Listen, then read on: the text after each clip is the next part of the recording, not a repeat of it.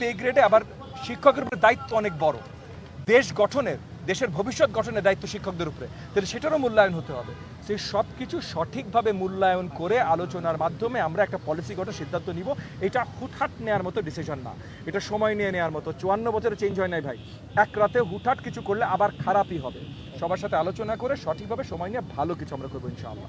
ভাই আমার প্রশ্নটা একটু সাপ্লিমেন্টারি ছিল, সেটা হলো যে আপনারা যেহেতু পুনর্ভর্তির টাকাটা আপনারা বলছেন বাদ দিতে, অনেকের ধারণা যে এই সুযোগ নিয়ে বিভিন্ন শিক্ষা প্রতিষ্ঠান তাদের যে মাসিক যে বেতনটা, সেই বেতনটা হয়তো তারা মানে আগের বছর থেকে বাড়িয়ে দিতে পারে। এই ব্যাপারে আপনার কতটা কনসার্ন থাকবে? এই কারণেই ভাই কনসালটেশন নিয়ে কাজ করতে হবে।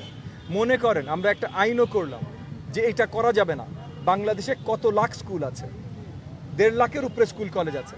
এই 1.5 লাখের উপরে স্কুল কলেজ যখন যদি আইন ভাঙে, বাই এনি চান্স, আমরা চাই না তারা ভাঙুক, যদি আইন ভাঙে, আমাদের ফিজিক্যাল অবস্থান নাই 1.5 লাখকে একসাথে পানিশ করা।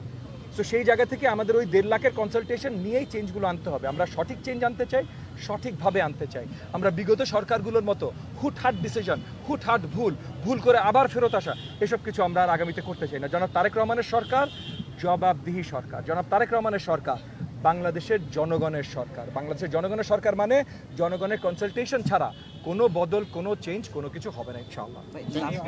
উনি একটা প্রশ্ন করেছেন, ওনাকে জি ধন্যবাদ।